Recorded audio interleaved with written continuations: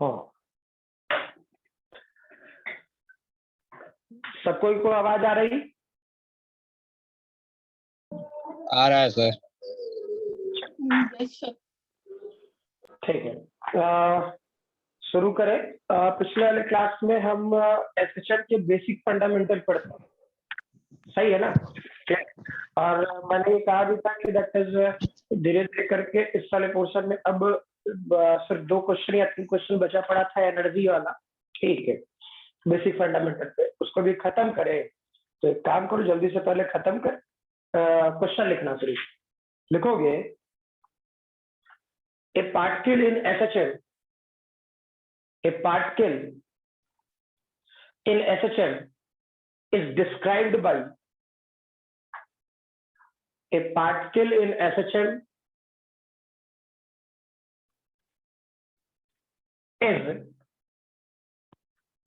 is described by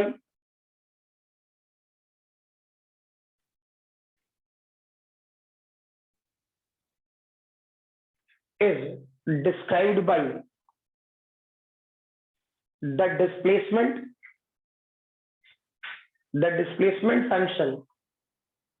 displacement function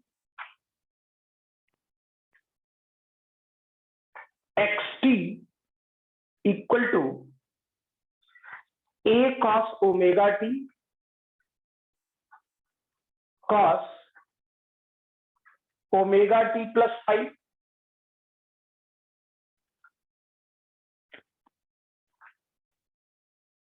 comma, जहां omega की value हम लोग ऑलरेडी जानते हैं 2 पाई divided by capital T, full stop.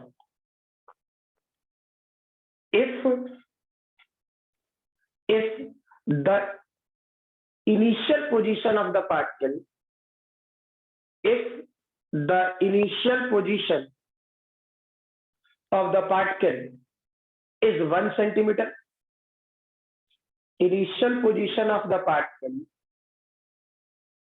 is 1 centimeter and its initial velocity is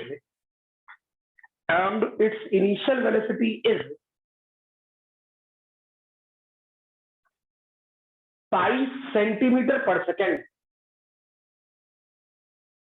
5 centimeter per second।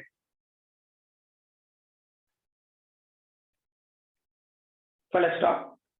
What are its amplitude? What are its amplitude and initial phase? What are its amplitude and initial phase? Full stop। The angular frequency of particle is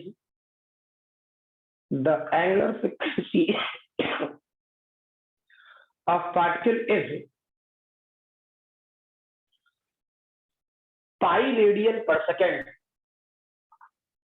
pi radian per second, यानी आपको omega की value दिया है pi radian पर second. अब सोचो, इस type के क्वेश्चन में आपसे कहीं ना कहीं एम्पलीट्यूड पूछा और इनिशियल फेज पूछा, यानी क्वेश्चन में आपसे पूछ रहा है ए और पाई, ये दो बातें, ठीक है। और उसके लिए आपको डेटा गिवन है, क्या क्या क्वेश्चन में बोला कि if the initial position of the particle is 1 centimetre, यानी x की वैल्यू दिया है 1, इसी इक्वेशन से स्टार्ट करते हैं।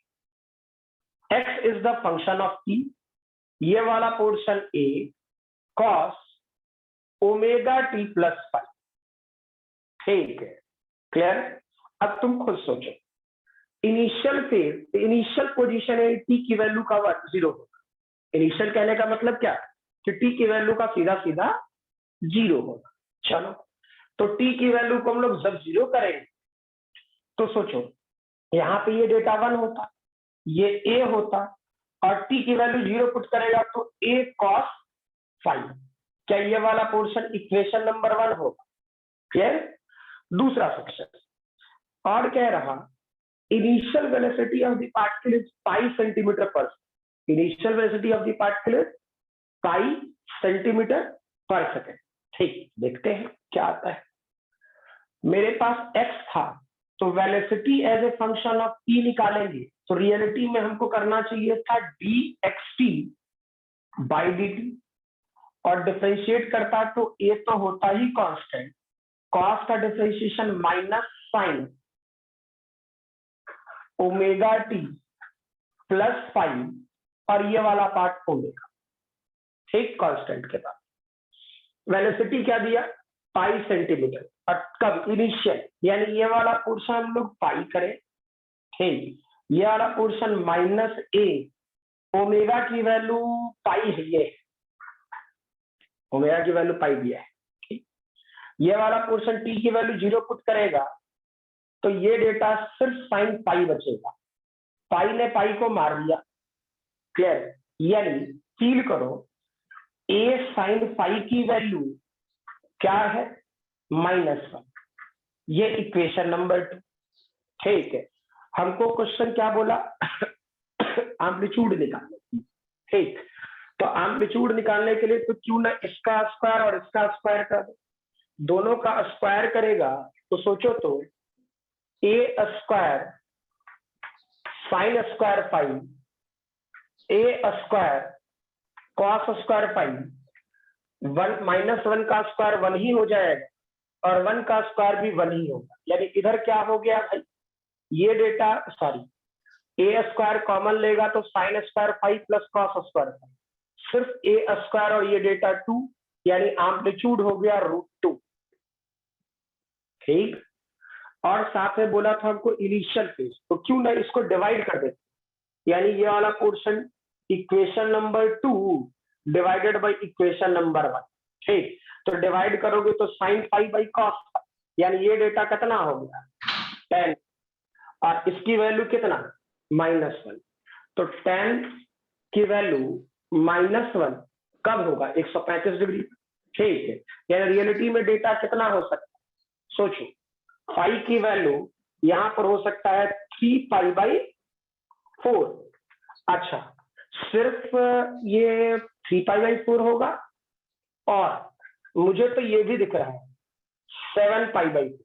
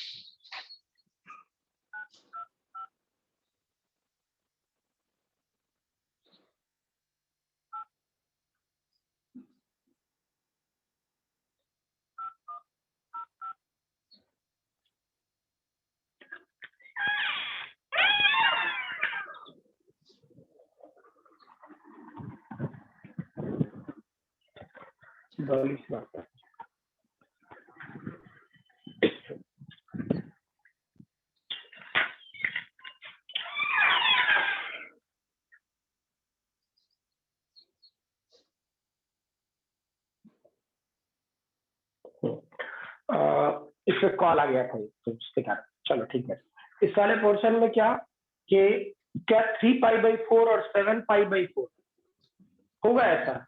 सोच के देखे तो, या कोई गड़बड़ है? समझो, हम लोग ये जानते हैं कि साइन tan की वैल्यू नेगेटिव किसमें होगा। अगर जो आपको ध्यान हो तो हम लोग पढ़े होंगे कि इसमें ऑल पॉजिटिव होता है, इसमें सिर्फ साइन पॉजिटिव होता है, ASTC, इसमें tan और इसमें cos। ठीक है, तो ध्यान रखना कहीं ऐसा गड़बड़ ना हो जाए कि एक आंसर लिखे और एक आंसर छूट गया। ठीक है, इसलिए मैं हर एस्पेक्ट तुमको बोलता जा रहा हूँ। ये साइन tan cos ऐसा कुछ है। ठीक है, गुड। अब सोचो, साइन है यहाँ पर पॉजिटिव, तो इसमें tan नेगेटिव ना होगा और इसमें tan पॉजिटिव, तो tan इसमें सेकंड क्वाड्रेंट और थर्ड क्वाड्रेंट में tan की वैल्यू नेगेटिव होगा। ठीक, सेकंड और थर्ड क्वाड्रेंट। तो सोचो 45 डिग्री याद करो, यानी ऐसे अगर जो करता ग्राफ में, ठीक, तो हमको नहीं मतलब है, सॉरी tan का ग्राफ थोड़े होता है। ठीक, क्या सिखाए थे? अगर जो 45 डिग्री होता, जैसे एक है tan 1 सीधा 45 डिग्री होता, सेकंड क्वाड्रेंट में चलते तो क्या करता, पाई माइनस π/2। ठीक, सीधा बोलो, याद करो, ये मतलब ये बात दिमाग में फिट रखो, डायरेक्टली एंगल निकालने की, ताकि कंफ्यूजन कम। ठीक, सेकंड क्वाड्रेंट पे चलिए तो tan -1 मत सोचो, 1 सोचो। 1 के लिए कितना एंगल 45 डिग्री, 45 डिग्री की वैल्यू कितना π/4। ठीक, अगर जो सेकंड क्वाड्रेंट में सॉल्यूशन चाहिए तो पाई माइनस π/4। ठीक, उसके बाद हमको किसमें चाहिए, फोर्थ क्वाड्रेंट में, तो क्या लिखेगा 2π - π/4। ठीक, अब देख ले तो, सॉल्व करेगा तो 3π/4, इसको सॉल्व करेगा तो 7π/4, दोनों सॉल्यूशन सही। ठीक है, ऑप्शन में कुछ हो दे दे। क्लियर? ठीक है, क्लियर है ये बात सबको? हाँ ना, बोल भाई। Yes sir. चलिए जल्दी से लिखें फिर आगे बढ़े हम।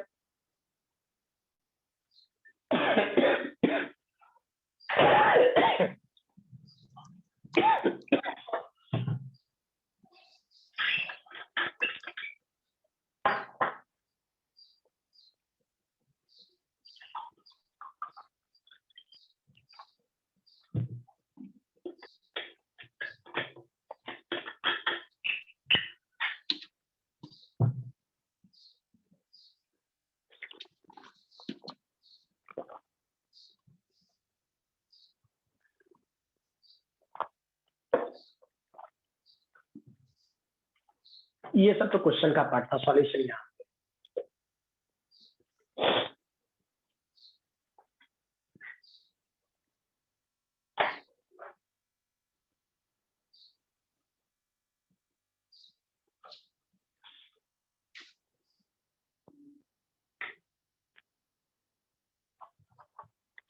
ये लिखना मत जो मैं लिख रहा हूं, जब लैंग्वेज बोलूंगा तब लिख।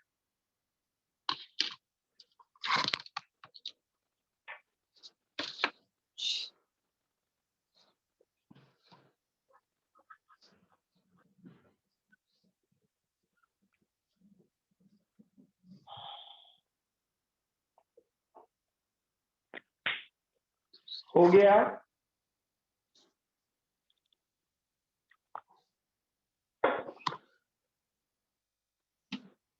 हो गया सर। हाँ ठीक, नेक्स्ट क्वेश्चन लिखें और बेसिक फंडामेंटल पर, मतलब इक्वेशंस पर लास्ट। ठीक है, लिखोगे ए particle of mass m, A particle of mass m is located in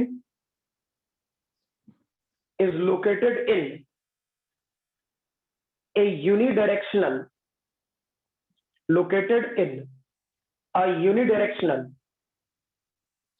potential field, unidirectional potential field, repeat कीजिएगा। a particle of mass small m is located in a unidirectional potential field where the potential energy of the particle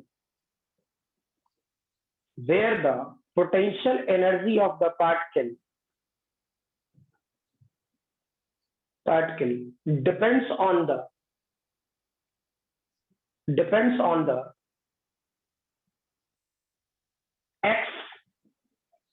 on the x as ये डेटा ux equal to u naught 1 minus cos cx, u naught 1 minus cos cx,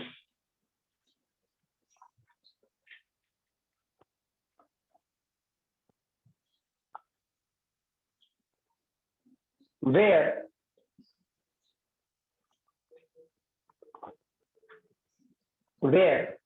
u naught and c are constant,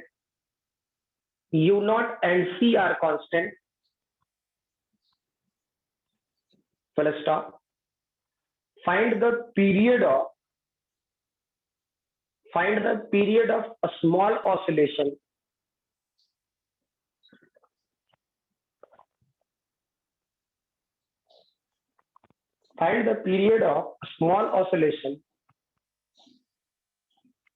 that the particle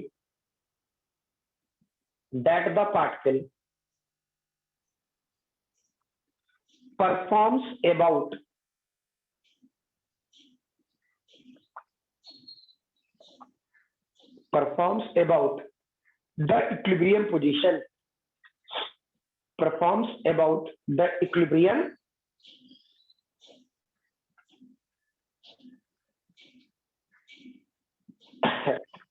position, ठीक है। तो देखो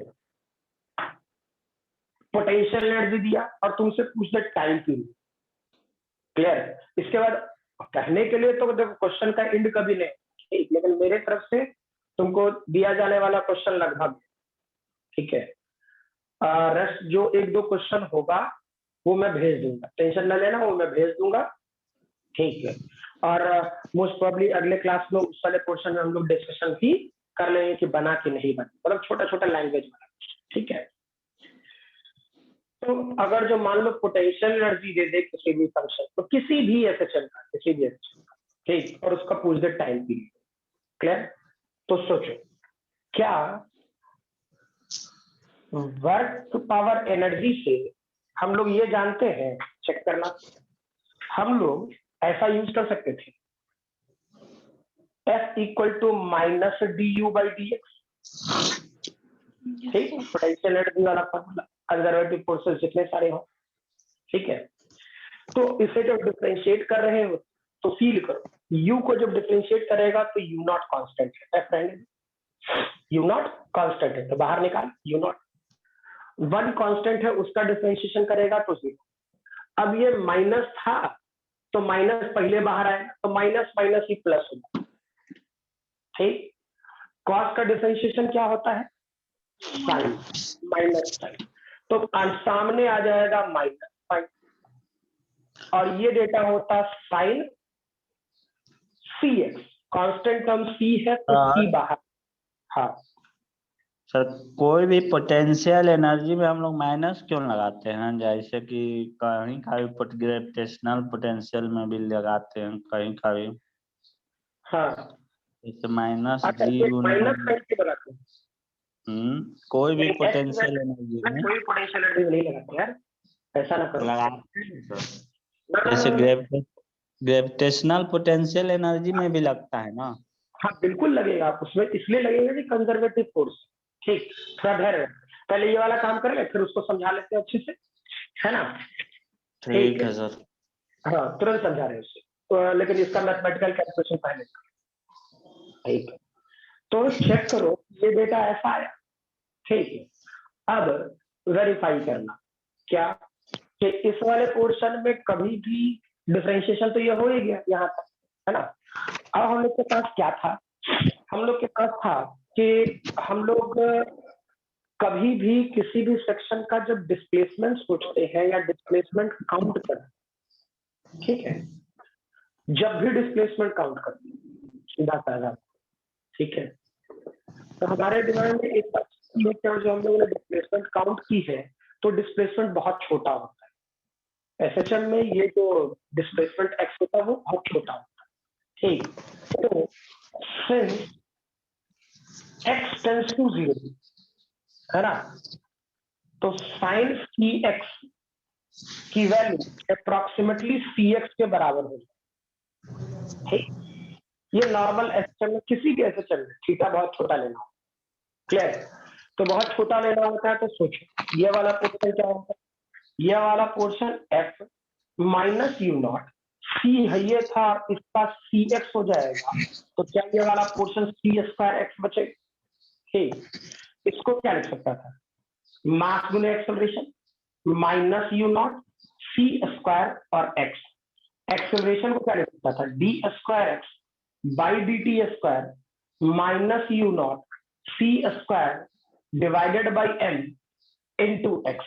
और याद करो मैंने कुछ सिखाया था कि कभी भी क्वेश्चन ऐसा एसएचएम में आए तो by hook by crook d square x by d t square equal to minus k divide by m, यहाँ करना याद करना ये वाला question minus k divide by m लिखा है और इनटू एक्स पिछले वाले क्लास में, ठीक। और मैंने कहा था कि by hook by crook question को आपको इस मेथड में लाना होगा तभी क्वेश्चन आगे डील होगा, अदरवाइज नहीं होने वाला, ठीक है। तो डजंट मैटर, पहले तो इन सभी चीजों से बाहर निकले, है ना।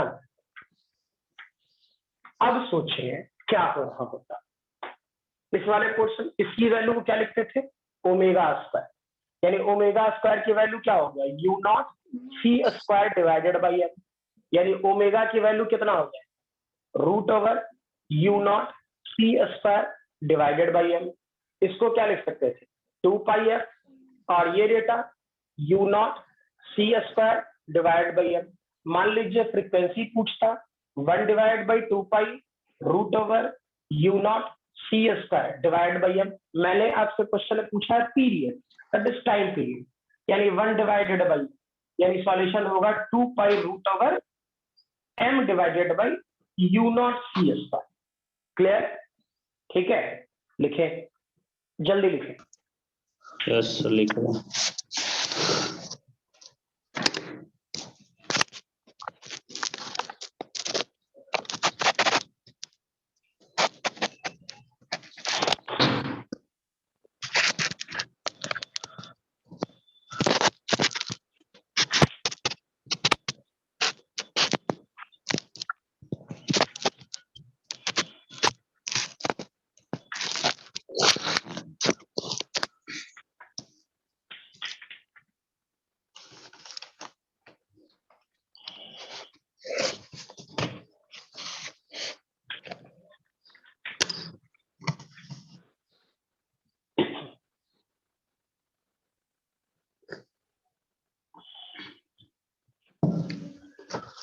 विकास भी अपना माइक म्यूट कीजिए तो।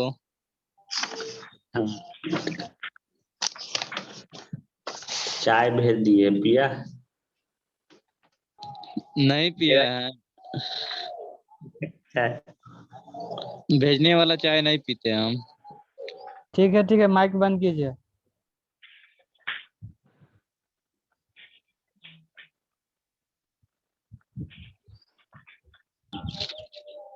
अनुराग भैया आप क्या कर रहे हैं, आप भी माइक बंद कीजिए, हमारे स्क्रीन पे आपका फोटो आ गया, हटिए नहीं रहा है। माइक बंद कीजिए ना आप। हम बंद कर लिए, आपका फोटो हटिए नहीं रहा है मेरे स्क्रीन से। स्लाइड घुमाइए, हट जाएगा।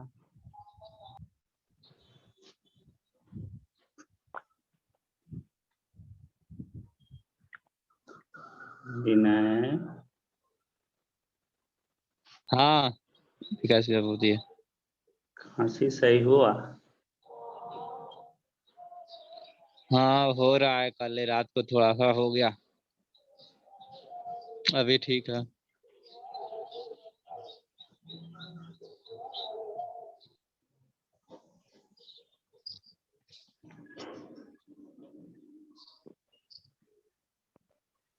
सर बताइए ना वो काहे माइनस है, लिख लिया ये? लिख रहे हैं। तो उसका कॉन्सेप्ट सबको ना पता है क्या, पता है क्या तुम?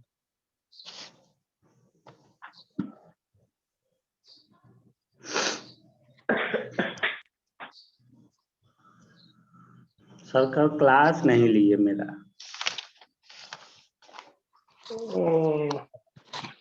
ध्यान ही नहीं रहा।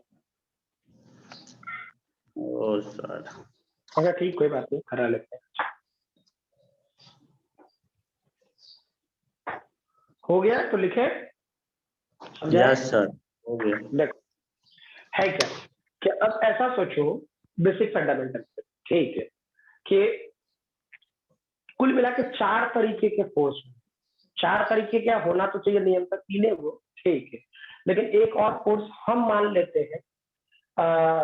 कंजर्वेटिव फोर्सेस, जितने सारे कंजर्वेटिव फोर्सेस हैं, जितने सारे कंजर्वेटिव, ठीक है, तो कंजर्वेटिव फोर्स कौन कौन सा है? इलेक्ट्रोस्टैटिक, ग्रेविटेशनल और मैग्नेटिक, ठीक है, इलेक्ट्रोस्टैटिक, ग्रेविटेशनल और मैग्नेटिक, ये 3 कंजर्वेटिव फोर्सेस है, ठीक है।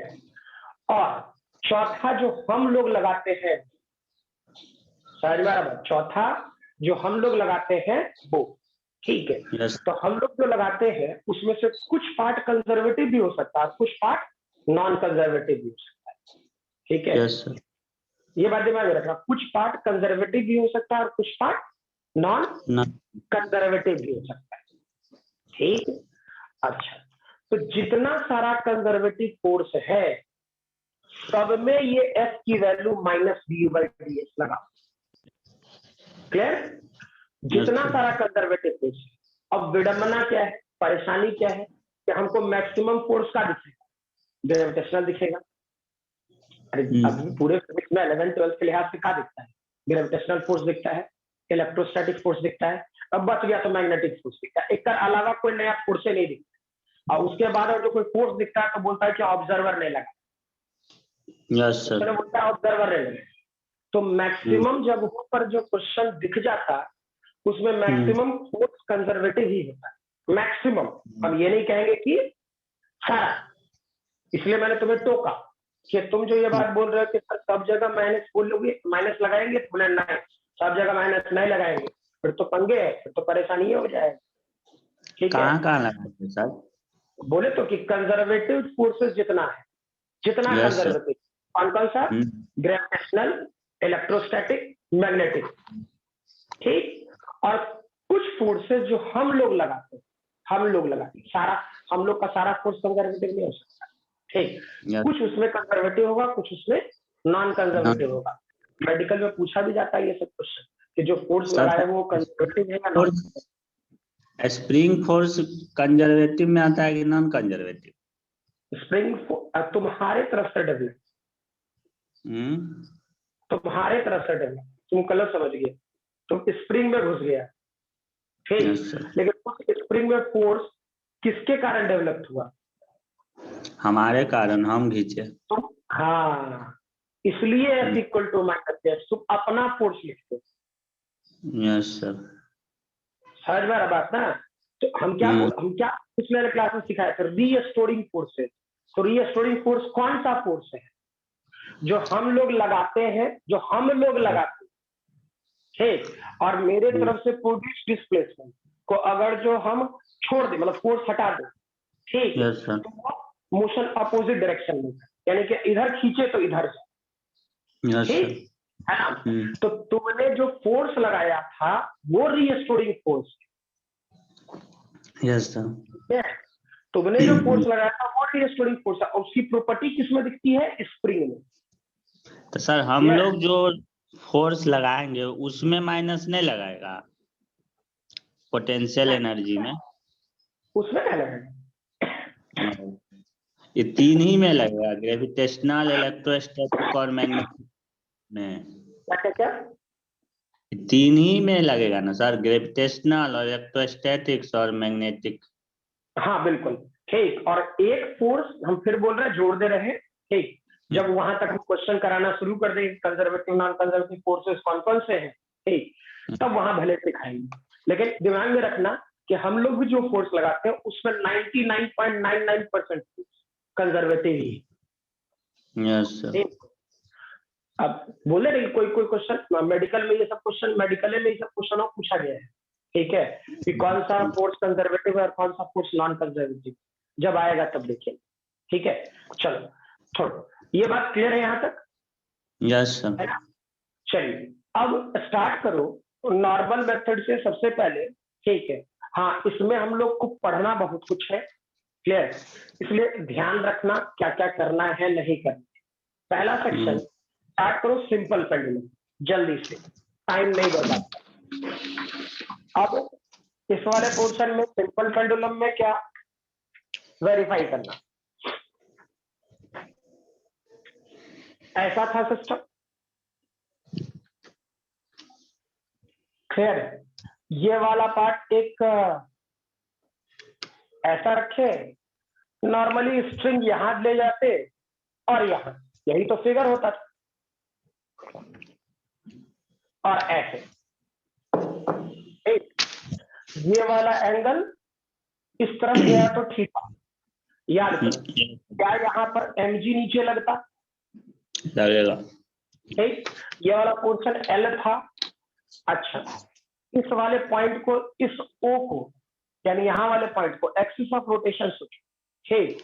तो सोचो ये वाला पोर्शन R हो गया, ये L, R हो गया ये L, ठीक, और mg, तो R क्रॉस mg, क्या इसमें टॉर्क जो जनरेट होता है इस डायरेक्शन में जनरेट होता?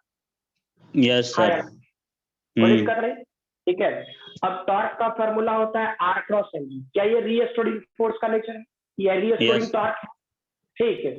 तो रीस्टोरिंग टॉर्क है तो चेक करो, इसको उठाए और यहाँ ले गए और छोड़ दिए, ठीक, इसको यहाँ से यहाँ ले गए और छोड़ दिए, तो इसका मोशन क्या अपोजिट डायरेक्शन में होगा? इस डायरेक्शन, तुमने ले गया इस तरफ और ये आया अपोजिट, तो रीस्टोरिंग नेचर का टॉर्क, यस ठीक है।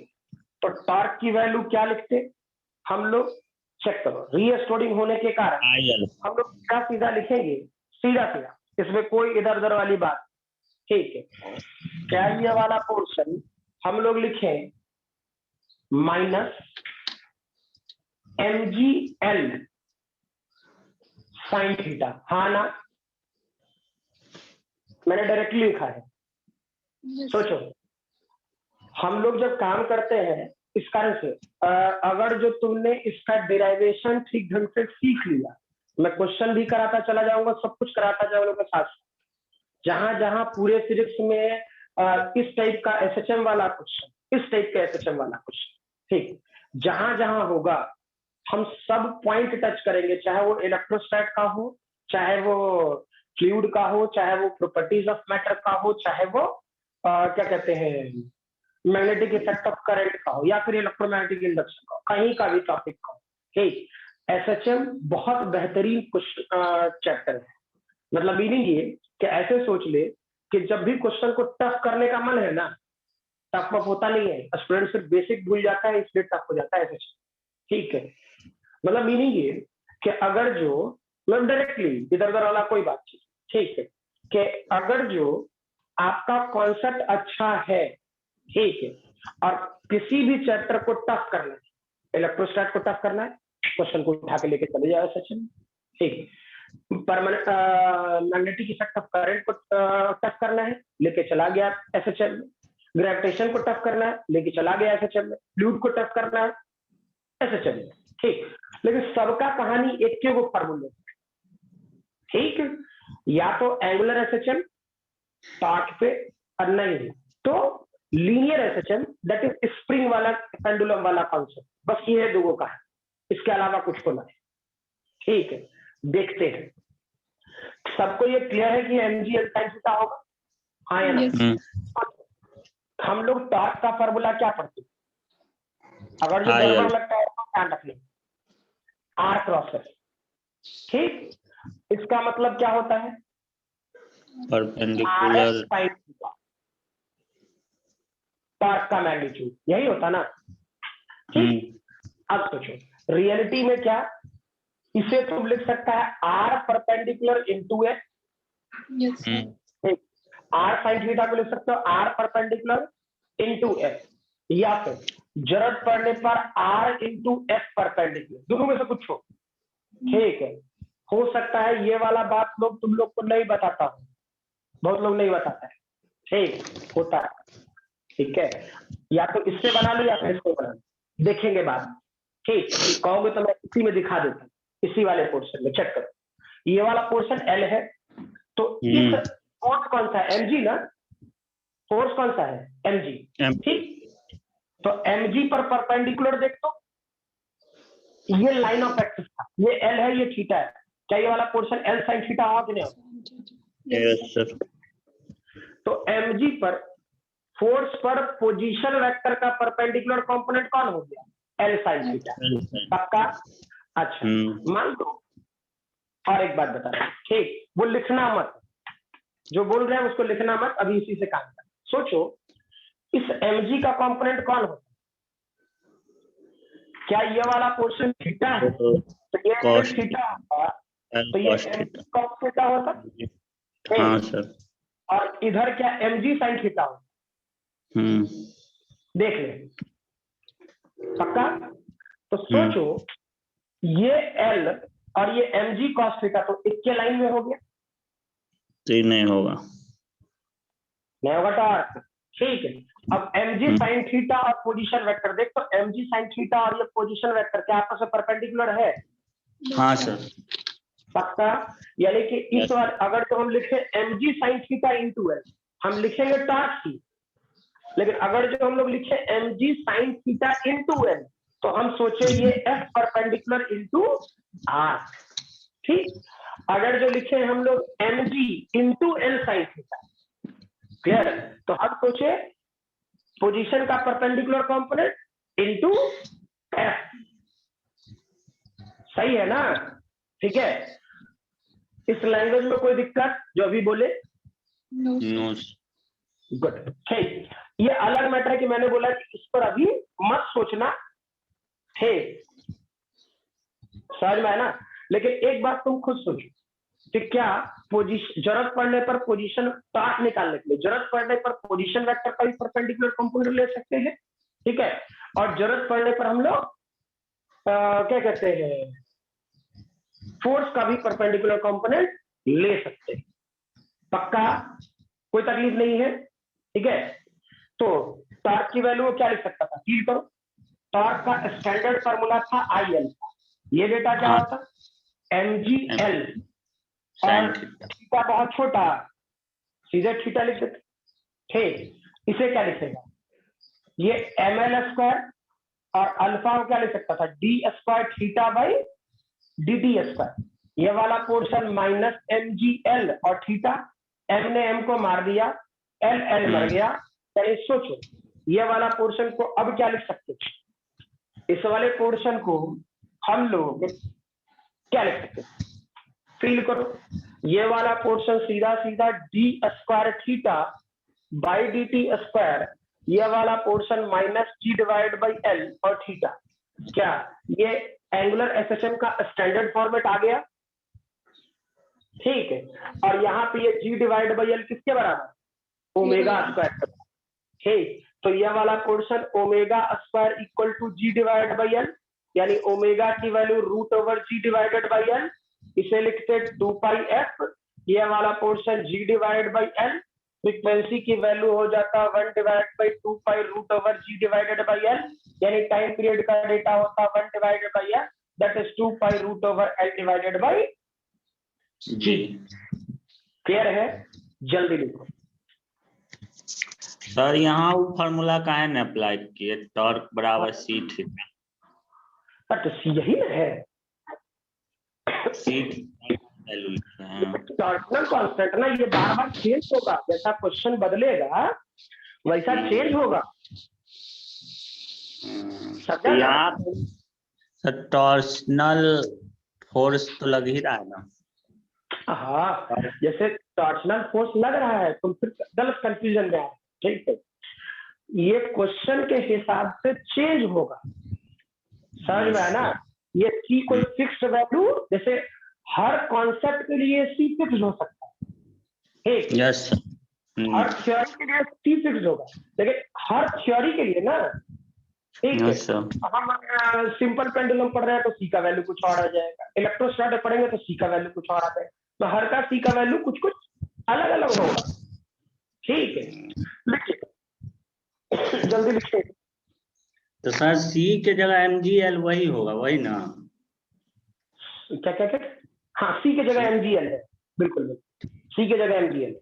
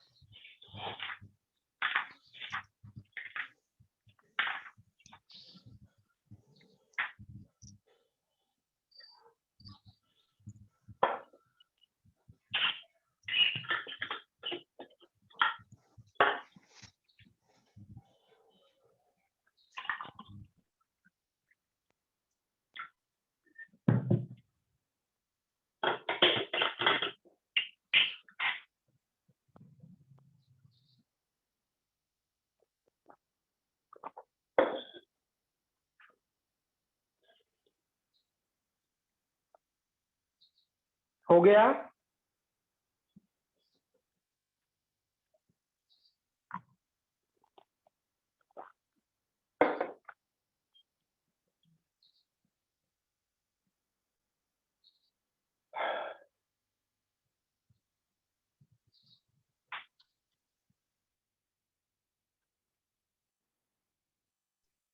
हो गया sir.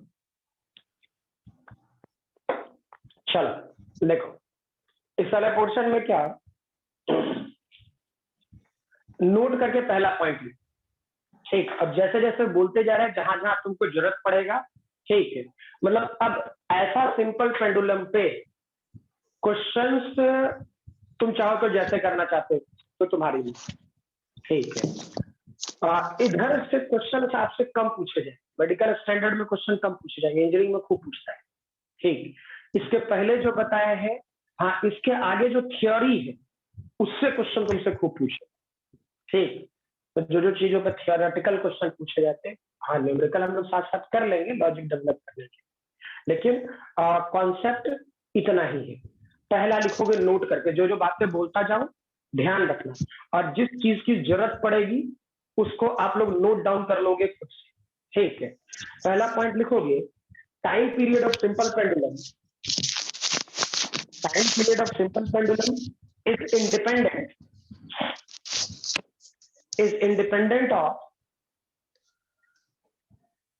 is independent of amplitude, is independent of amplitude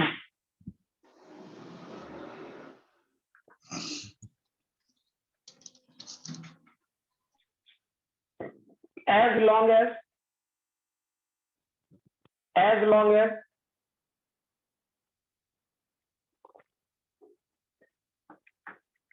its motion is simple harmonic, as long as its motion is simple harmonic,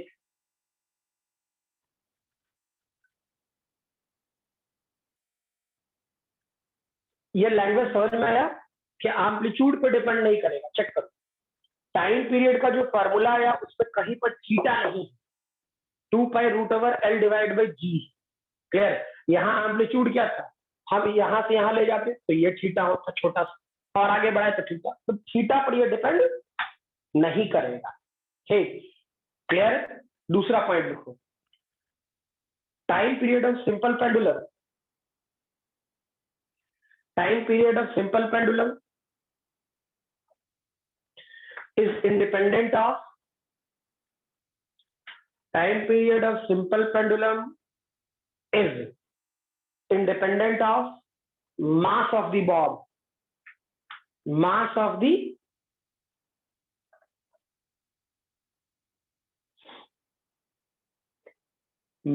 the bob.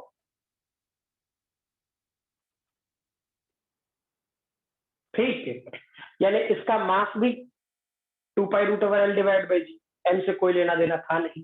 ठीक है, तीसरा पॉइंट लिखिए, तीसरा पॉइंट, और यहां से जो जो बातें बोलता जाऊं सीखते जाना। ठीक है, तीसरे पॉइंट में जो टाइम पीरियड है वो डायरेक्टली प्रोपोर्शनल टू √L है। समझ में आ रहा बात? ठीक है, यानी अगर जो हम लोग L बढ़ाएं तो टाइम पीरियड इंक्रीज करेगा। क्लियर? और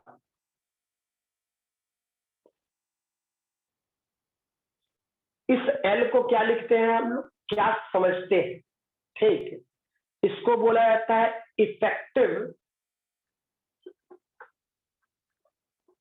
इफेक्टिव लेंथ। ठीक, और ये इफेक्टिव लेंथ कहां से होगा? ये इफेक्टिव लेंथ रियलिटी में इसका मतलब ये समझना है, सेपरेशन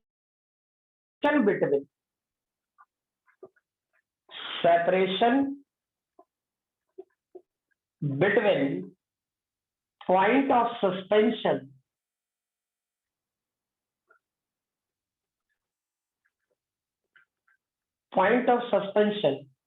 एंड सेंटर ऑफ मास।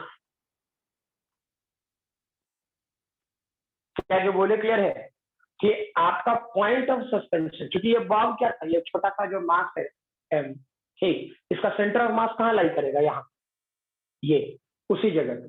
ठीक, तो effective length point of suspension से इसके सेंटर ऑफ मास पर।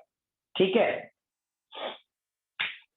लिखो, इसमें कोई गड़बड़, इस लैंग्वेज में कोई गड़बड़ तो नहीं?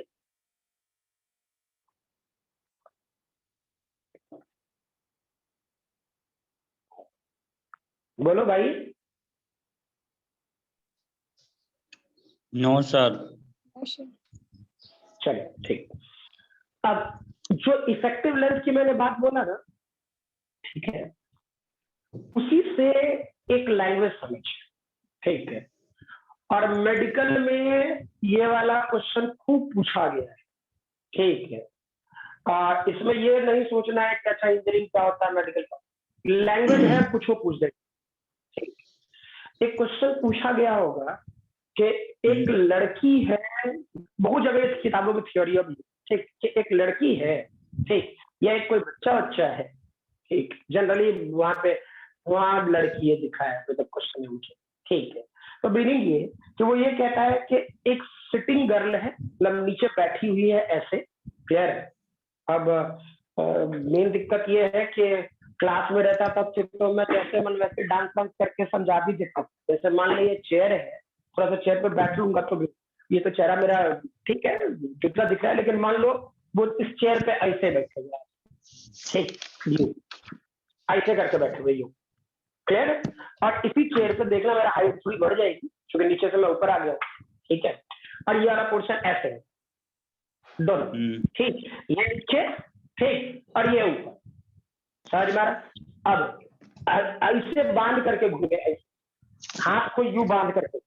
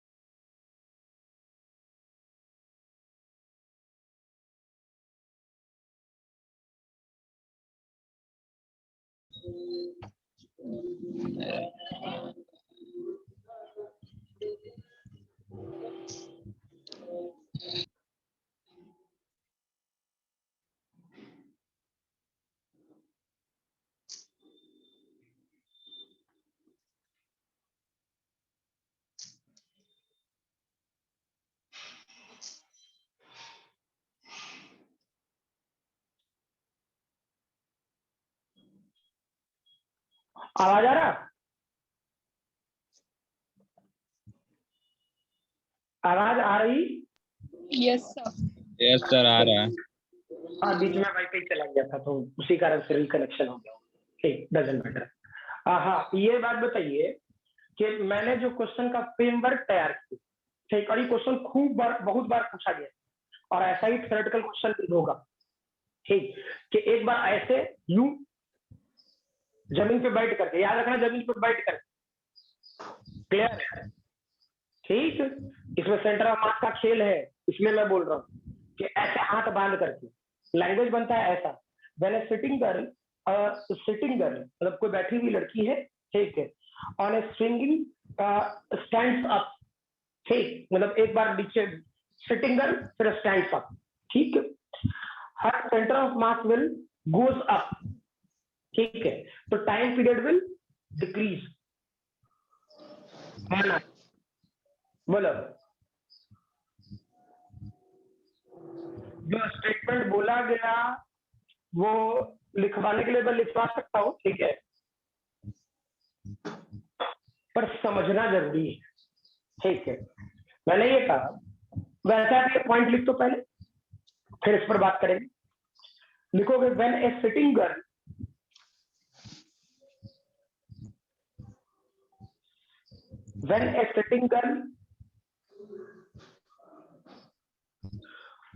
on a swinging sitting girl on a swing stands up,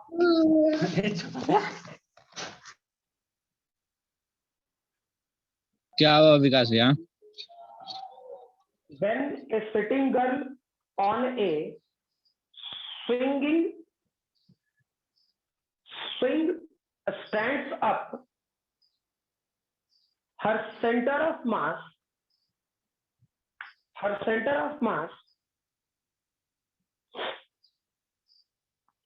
goes up, center of mass will goes up, hence T will decrease,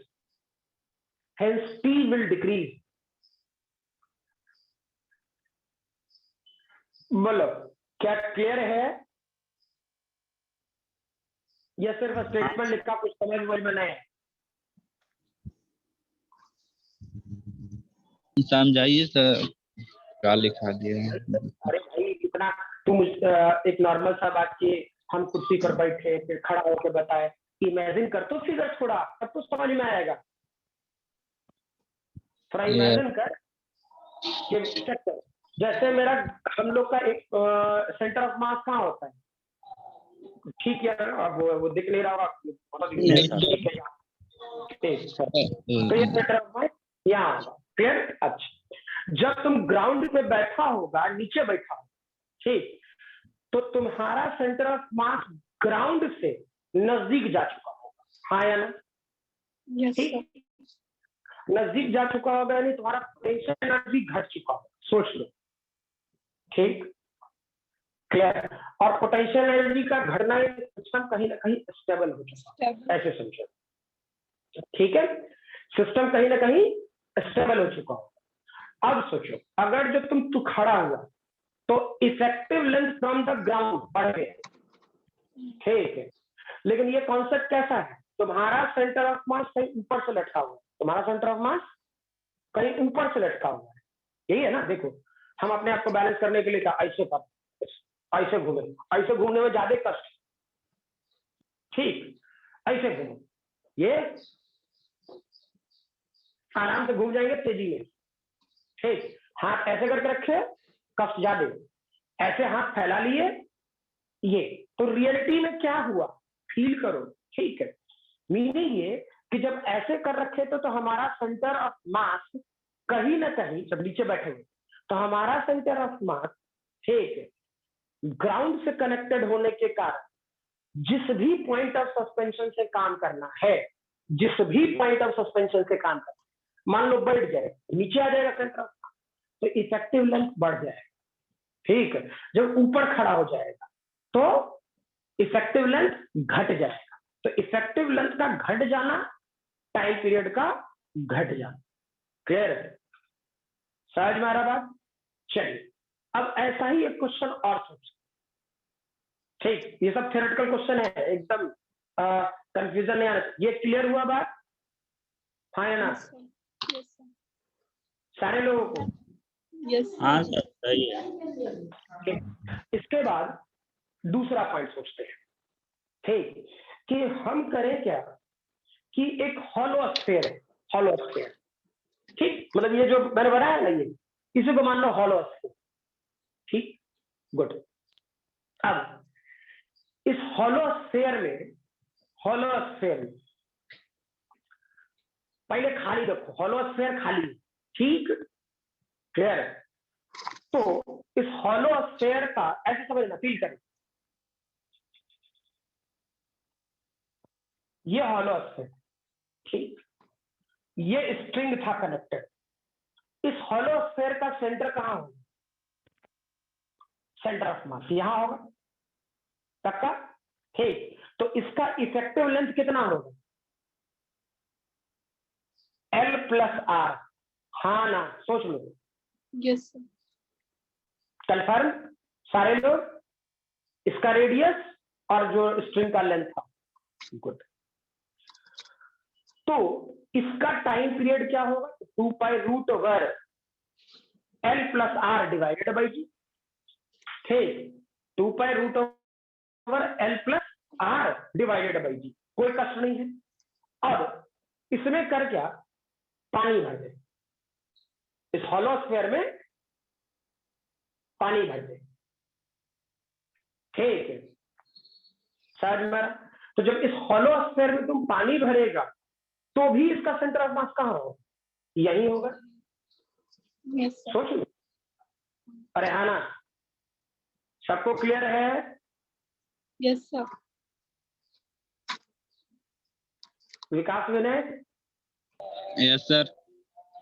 ठीक है। और जो पूरा तरह कंप्लीट पानी भर देगा तो क्या होगा? क्या हमको कुछ? चलो, ये वाला पोर्शन L प्लस आर, अगर जो पूरा तरह पानी भरा हुआ है तो टाइम पीरियड, फिर इफेक्टिव लेंथ क्या होगा? L plus r. ठीक, अब थोड़ा कॉन्सेप्ट थोड़ा चेंज करते हैं। ठीक, अब इसके नीचे एक होल कर,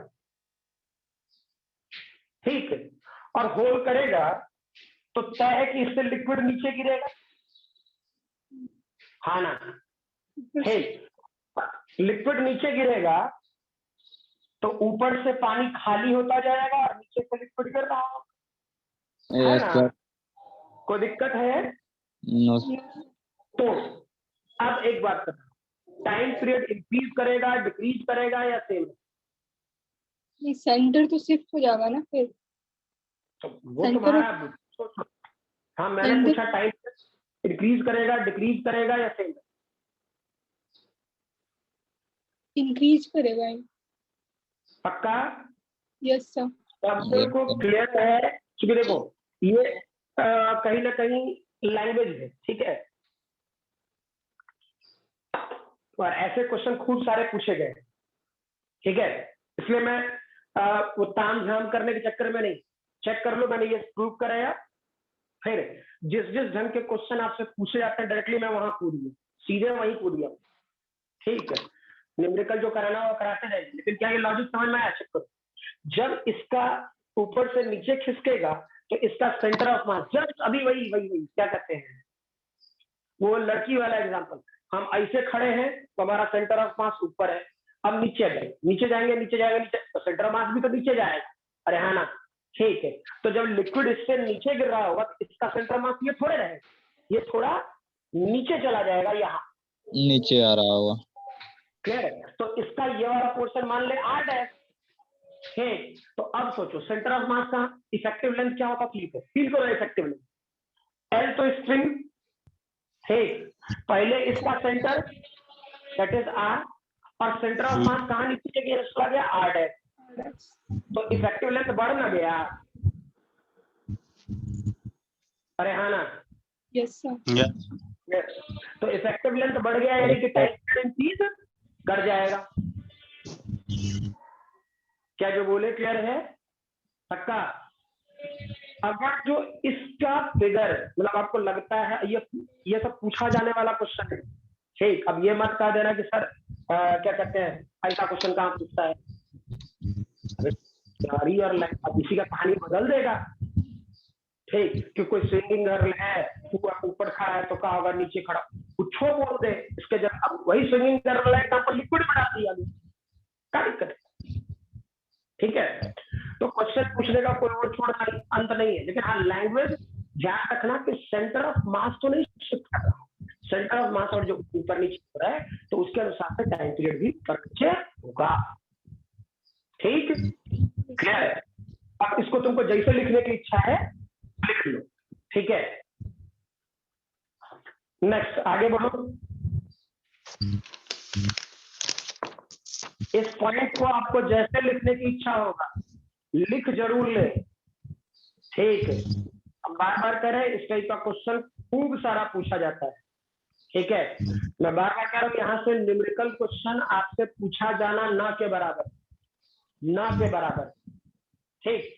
तुम अगर जो प्रीवियस ईयर का क्वेश्चन बैंक देख रहे होगे बना रहे होगे तो मैं बोल रहा हूँ समझ में भी आ रहा है, ठीक, कि स्प्रिंग पेंडुलम और नॉर्मल सिंपल पेंडुलम से क्वेश्चन न के बराबर पूछे जाते हैं, पहले बोल दे रहे, ठीक, लेकिन उसका लॉजिकल एक्सप्लेनेशन जो इधर घूम रहे हैं कि कभी वो लड़की वाला एग्जांपल, ये वाला एग्जांपल या फिर कुछ और जो आगे बताएंगे उस टाइप का एग्जांपल, ठीक, खूब सारे वैसे क्वेश्चन पूछेंगे, ठीक है। चलिए नेक्स्ट लिखोगे, if A ball is suspended bye a wire, if the ball is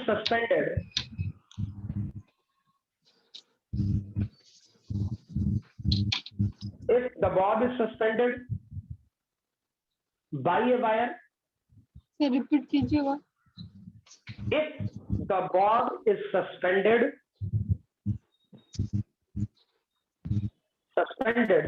by a wire due to change in temperature,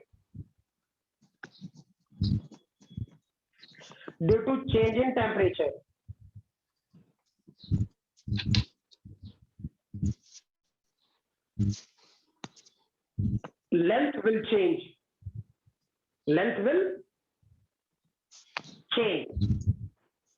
clear? तो length will change, इसी से आगे बढ़ो, यानी ये वाला पोर्शन कॉन्सेप्ट किस में चला गया, थर्मल एक्सपेंशन में, ठीक है। और ये डेटा क्या होता, वेरीफाई करते हैं हम लोग, ये डेटा हम लोग एल का स्टैंडर्ड डेटा क्या पढ़ सकता था, L not 1 plus alpha change del theta, ठीक है। अब सोचो अगर जो ये नहीं होता, ठीक, तो टाइम पीरियड का फॉर्मूला नॉर्मल कंडीशन में क्या था, 2 pi root over L not divided by G, जो इनिशियल लेंथ था।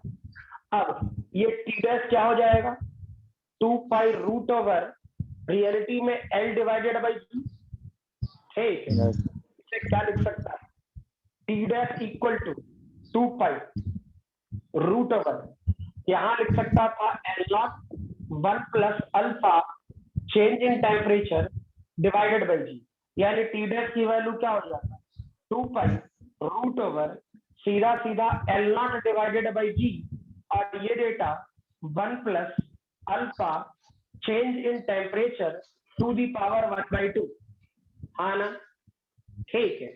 इस सेक्शन को 2 pi root over L not divided by G क्या लिख सकता हूँ, टी के बराबर, यानी टी डैश ये डेटा टी, इसको बाइनोमियल लगा दो, ठीक, तो बाइनोमियल के लिए क्या करना होता है, 1 प्लस जितना पावर है वो मल्टीप्लाई करो, रेस्ट को छोड़ो, ठीक है।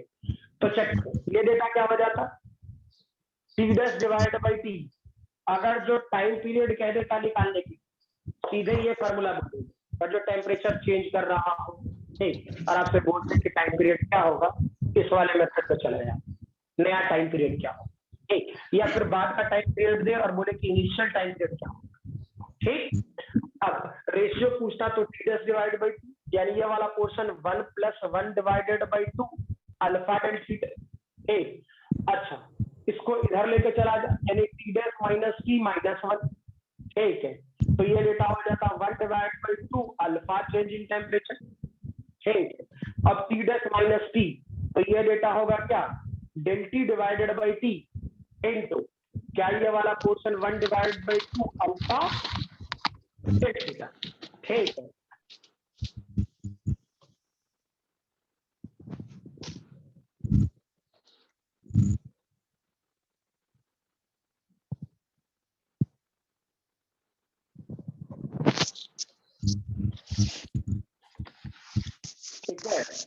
इस सारे पोर्शन में क्या डेल टी बाई टी, इसे क्या बोलोगे, इसे रियलिटी बोला जाता है फ्रैक्शनल चेंज। कभी कभी क्वेश्चन पूछा है, fractional change in time period,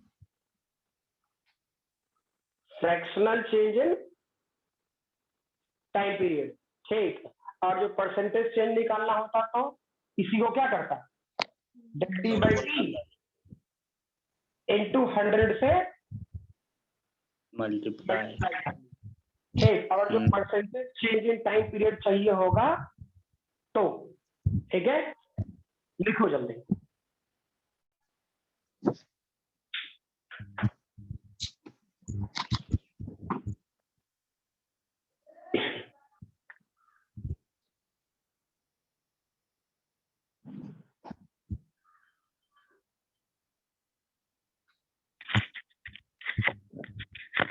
थोड़ा जल्दी लिखना।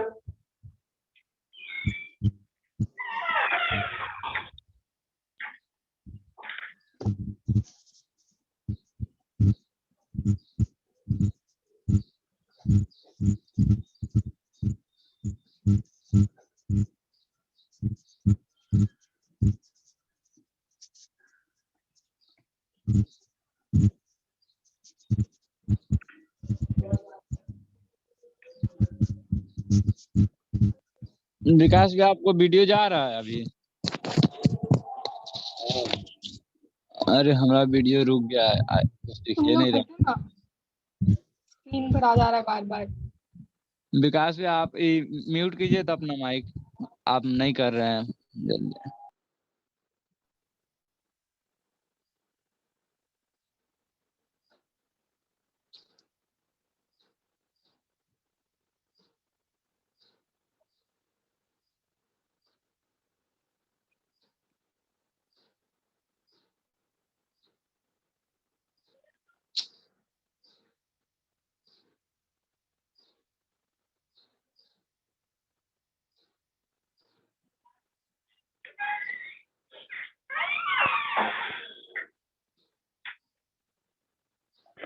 हो गया,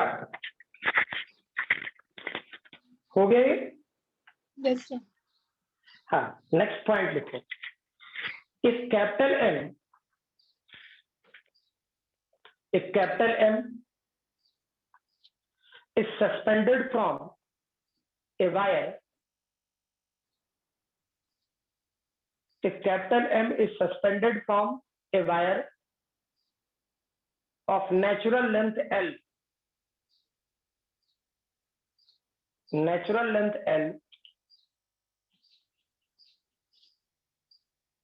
and the wire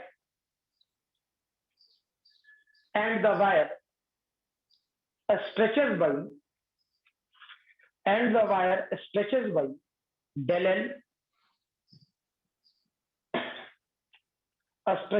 del L, due to elasticity, del L due to elasticity। ठीक है, तो क्या होता, चेक कर इस वाले पोर्शन, मास m तो है ही, कोई दिक्कत नहीं। सबसे पहले ये ध्यान रखो कि यहाँ लेंथ में है क्वेश्चन। ठीक है, और तुम चेक कर लो कि टाइम पीरियड वाला फॉर्मूला 2π√L डिवाइड बाई जी जितना हम लोग रखते हैं ना, ठीक, उससे बढ़िया इसका एप्लीकेशन में ये कहाँ कहाँ यूज में आएगा अगर जो वो सीख लिए, ठीक है, तो चीजें पूरी तरह फिर से आसान, ठीक, और वही पूछते हैं, क्वेश्चन भी वही पूछता है, कोई नया नहीं पूछता, ठीक है। तो क्वेश्चन किसमें है? लेंथ। लेंथ के लिए इलास्टिसिटी में कौन सा सेक्शन पढ़ते हैं हम लोग? यंग्स मॉडुलस, ठीक है। तो सोचो यंग्स मॉडुलस के लिए क्या स्टैंडर्ड फार्मूला होता है? Force upon length l upon del l upon सीधा सीधा, और जब ऐसा है ना, तो अभी उतना अगर जो इलास्टिसिटी नहीं पढ़े हैं, ठीक, तो ऐसे रखो ना, ये तो याद होगा, इतना तो पढ़े है ना कि लीनियर स्ट्रेस, ठीक, और डिवाइड बाय लीनियर स्ट्रेन, अपना भी याद रखो, रिलेटिव होना चाहिए longitudinal strain divide by linear strain, ये होना चाहिए, ठीक। लेकिन लॉन्गिट्यूडनल कहने का मतलब ये लेंथ में होता है। स्ट्रेस का फार्मूला क्या हो जाता है? Force upon area, force divided by area, और change in length divide by original length, ये ना होता, ठीक। अब इसको चेंज इन लेंथ को इधर लेके चला, तो change in length divide by original, ठीक, जब होगा देखेंगे क्या होता है लेंथ, ठीक, जब होगा देखेंगे क्या होता है, उसमें क्या दिमाग, या इसको एल नॉट कर देते हैं, एल। तो यहां चेक करो, फोर्स की वैल्यू क्या हो गया? mg, क्योंकि बॉब का मास दिया है, ठीक, mg। मान लो जो वायर दिया होगा उसका एरिया दे दे तब तो ठीक है, जो स्ट्रिंग लटका हुआ था ना उसका क्रॉस सेक्शन एरिया दे दे तब तो बहुत बड़ी, क्वेश्चन आसान, नहीं तो क्वेश्चन को और थोड़ा टफ करना होगा।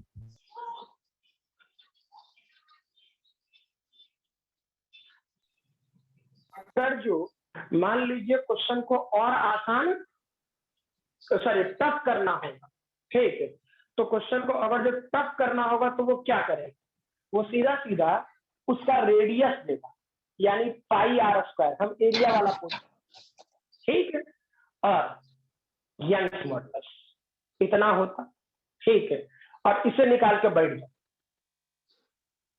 यही काम का होगा, ठीक है। अब सोचो टाइम पीरियड का स्टैंडर्ड फार्मूला क्या? 2 pi root over L not divided by, यही था, है ना। मान लो इलास्टिसिटी के कारण कुछ भी चेंज, ठीक, तो जो चेंज इन लेंथ आया होगा वो एल नॉट में आया होगा, ठीक। तो सोचो जो नया टाइम पीरियड होता उससे क्या लिखेंगे? T dash equal to 2 pi root over क्या L not plus del L divided by G होना चाहिए, हाँ या ना?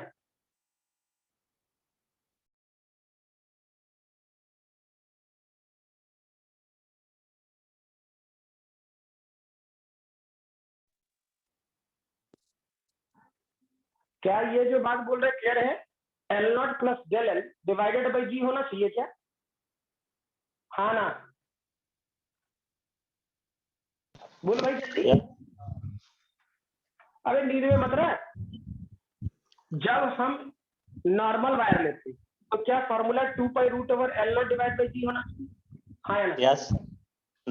अगर जो बॉडी इलास्टिक है, बॉडी इलास्टिक, तो इलास्टिक है तो और जब मास लटका होगी तो उसका लेंथ घट बढ़ सकता है ना, हाँ या ना? ठीक है, पक्का? क्या जो बोले क्लियर है? हाँ सर। तो स्ट्रिंग जिसपे तुम लटकाए हो बॉब, अगर जो वो इलास्टिक है तो घट बढ़ सकता है कि नहीं घट बढ़ सकता है, ठीक है। तो मान लो कि वो लेंथ जो बढ़ा होगा वो l not plus del l इतना बढ़ा होगा डिवाइडेड बाई, ठीक। Yes sir. अब सोचो अगर जो हम लोग t dash divided by t लिखते हैं तो 2 पाई मर जाता, जी और जी मर जाता, इसको क्या लिखता? L not plus del L divided by l, क्या सही लिखे हैं? ठीक है। अब क्या ये वाला पोर्शन फर्दर क्या लिखा? इस वाले पोर्शन में t dash divided by t और ये data l not divide by l को 1 लिख देता और ये del l by l to the power 1/2 होता। ठीक है, अब सोचो del l by l nought की वैल्यू कितना, इतना। ठीक है, तो ये वाला portion t dash divided by t 1 plus ये वाला portion m g divide by pi r square Young's modulus power 1/2। T dash divide by t 1 plus 1 divided by 2 m g pi r square Young's modulus. हाँ ना, ठीक, यहाँ से value में लगा ली। अब पिछला वाला ही कहानी, -1 ले सकते हैं इस तरह घटा के, fractional change in time period और ये सब कुछ। ठीक, लेकिन समझ ले कि अगर जो मास लगाया, इलास्टिसिटी लगाया, अब मैं डायरेक्टली बोल रहा हूँ आपसे, क्वेश्चन के ऑप्शन में बिल्कुल यही होगा, यही होगा। ठीक है, मतलब 100% इतना सामने वाला कॉन्फिडेंस मेरा। हाँ भाई, अब क्वेश्चन जब भी पूछा जाएगा यही। ठीक है, यस हाँ, कुछ बोल रहा विनय? Yes sir. हाँ बोलो। क्या लग रहा है? अरे एक आदमी का बोल, पता नहीं चलता बीच में आवाज गया मुझे।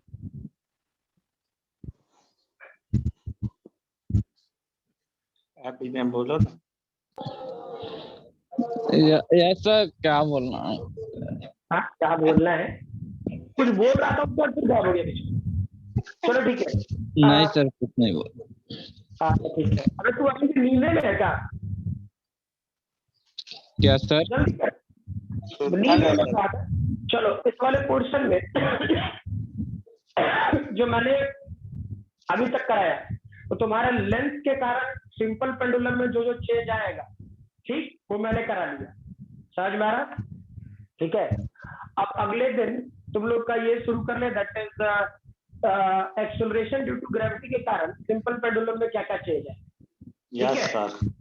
चलिए आज वाले क्लास में यहीं तक रहने दे, नेक्स्ट अगले दिन। ठीक है, बिना सुतले है कार्य वीडियो पे आता। सुतले ही है अभी। और बेसरा बोल रहा है सुतले ही है। सर विकास जी आप पूछ रहे थे सुतले? ना बात सुने वाले सुतले का रे। हाँ नहीं सर, जाग गए थे, पढ़ रहे हैं। हाँ, जग गया था तू, सुन गए हम। हम एंड कर रहे सेशन, ठीक है, चलो। Yes sir.